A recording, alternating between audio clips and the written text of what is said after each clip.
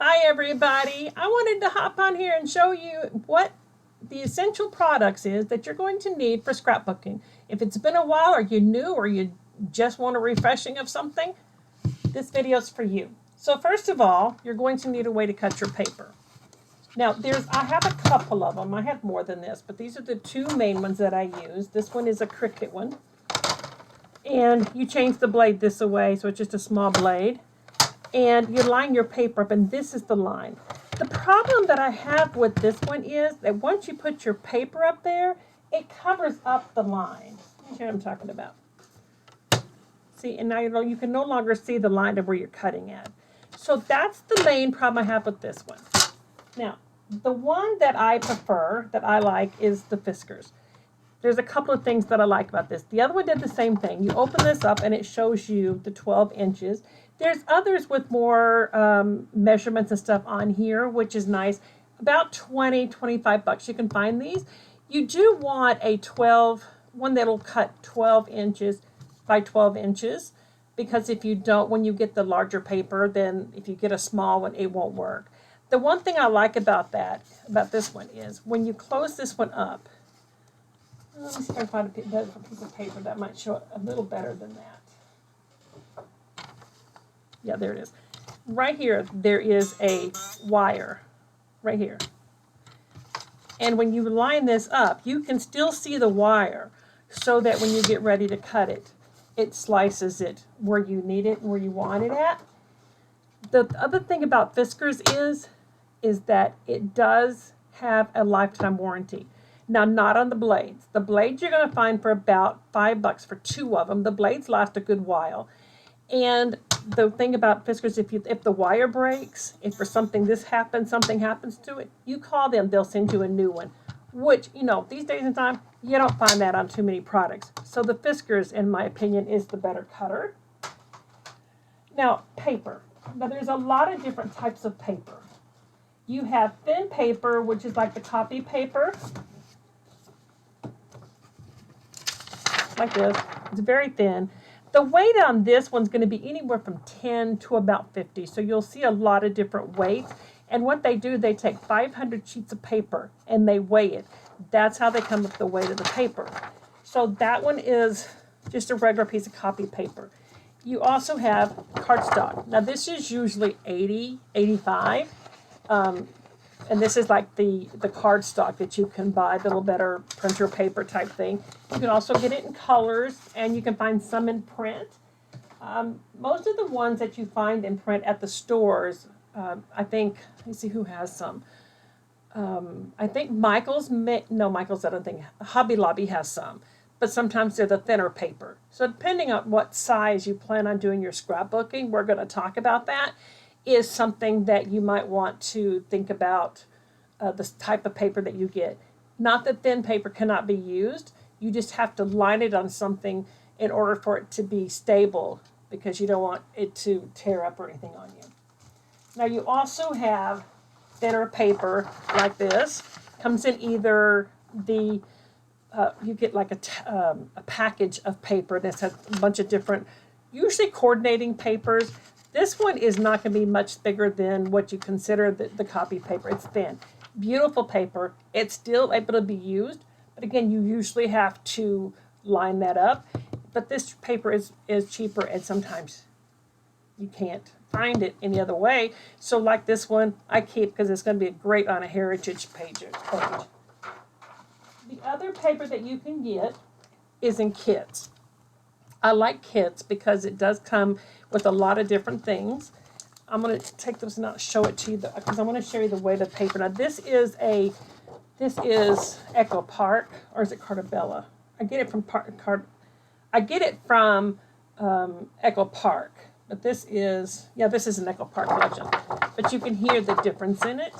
So this weight is probably going to be either 85 or 110, and it's usually double-sided paper. And it comes with pretty much a lot of different things you're going to need to be able to make a scrapbook page on here. So this is a travel one. You can get this particular set and a lot of others. Usually they are, I think, $14.99. Let me see, I had it written down here. Yeah, $15.99. Right now, and quite often, they have sales. And where you can get a kit like this, which has, let me see, it has 12 by 12, 12 by 12 papers. And you also get a sticker sheet that goes with it. And like I said, this is $15.99. But like right now, they're having a sale, and it's $7.50. So run, go get you some paper. So another way you can get, and there's a lot of places. I get a lot of my paper from Echo Park because they do have such a big sale on things, and they have some gorgeous paper. They also have 6x6 papers. People also have the 8x8. So depending on how you're going to do, what size you're going to use, there's a lot of different paper out there. These are usually good for, making you layer these on your 12x12s, or you can just use this, or you can use this. Now, this is another, it's called a combo pack. And this is another kit. And what you get is, you get the 6x6 paper, and it's double-sided paper. I mean, come on, that's beautiful paper. So you get a stack of this, which has 65. This is 65 weight cardstock in this one, which is a decent size. But it does, it says 24 double-sided pages. So you also get the paper for the solids in here, and there is 6 double-sided 12x12 papers.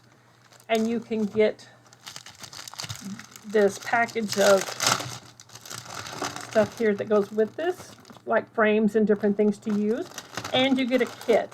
And these generally run you about $30. But that's a lot of product. You can get them on sale sometimes, I think, for like $27. But this is, it's the same. It's usually, this is a Cartabella paper. And it's 12x12. You get 12 of them. Excuse me. And you get the sticker sheet. So you get all of this for about $27. Now you can also get cardstock other places. This is coordinating, and sometimes it's nice to have them. This actually came in a kit because they also have, every once in a while, it's like $50 for like $117 or $130 worth of product. And they send you don't know what you're going to get. So it's like a surprise box. So keep an eye on that, and I will try to let you guys know when I see sales going on right now. So that's the paper, and you can find paper. It's hard finding paper out in town anymore. There's selection. It's very few. So you usually have to order if you get anything. I have found some on like Facebook Marketplace. That's not as easy to do either. But when I come across things, sales or something, I'll let you guys know. The other thing you're going to need is scissors. If you don't get a cutter, you at least need a pair of scissors to cut your paper. You need a ruler to measure it. A T-square is T-square ruler. You can get those. I think I got mine at Hobby Lobby, and it was, I think, $6 or $7, but it was in the art and hobby section in the toward the back of the store. And you're going to need, or you're going to need a bigger pair of scissors. The other thing that's helpful is to have a sharp-pointed, smaller pair of scissors. And the reason this is nice, because you can cut things out of magazines. You can use, oh my gosh, my brain is just like, there's just so many places. You can print something out from online. You can't print something and sell it, but like if you wanted a picture of like something, say a coloring page, your kid colors it, or you get it and you just fussy cut around it. If you have flowers out of a magazine, you can use those as well. You can print things on your printer and then just cut them out. So scissors are important as well. Now, as far as glue, some of the things that I use, I like the Barely Art precision glue, and they have this big, huge container that you can refill this up. And it also comes with different tips and things, like a writing tip and that kind of thing. So I like this as a liquid glue. Don't use like hot glue. Don't use like regular school glue or a glue stick. That does not work. After a while, the glue will start letting go and your things will start falling apart. This is double-sided foam tape. You can find this a lot of different places. Walmart, Hobby Lobby, Michael's, Joann's. The other place that has some of these though, guys, is the Dollar Tree. And they have 3 or 4 different in a package for like $1.25. And this is great for raising your embellishments up, making or pictures and bringing them off the page to give them a little bit more of a focus. The other, I like this. I've tried a lot of different ones. I like this one because it is easy to use, it's easy to reload, it sticks well. Now I have tried a few of the others that I'm not as happy with, but this is the one, the Mono Air is what I use, but there's others out there that you can find literally anywhere. Now the other thing you're going to need is some kind of pen. Some people say you need a special kind of pen. I don't necessarily think you need a special kind of pen. I use pretty much anything because you can use this for your journaling, your date, who that's in the picture, what the story is about, just anything. And you want to be able to talk about the things, that's in the picture, let people know the date. Because the whole point is to share the picture and let them know who is in it and what it is about. Now, the only other thing I wanted to talk to you about is the paper, not the paper, the notebooks. When you get ready to do what you put your stuff in, there's a bunch of different kinds of books. I don't have all of them, so I took some pictures. This one is what's called a strap hinge, and you take this off and you slide more in there.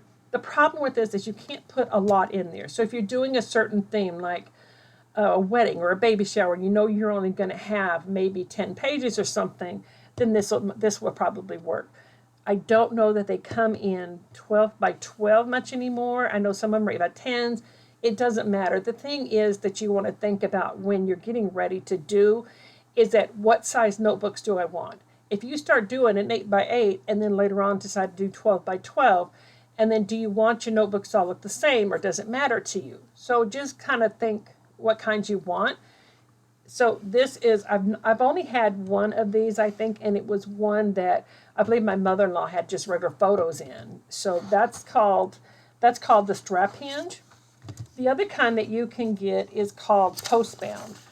Now these are usually small as well, but it has this flap that raises up and it has these screws that you take off and you can add pages.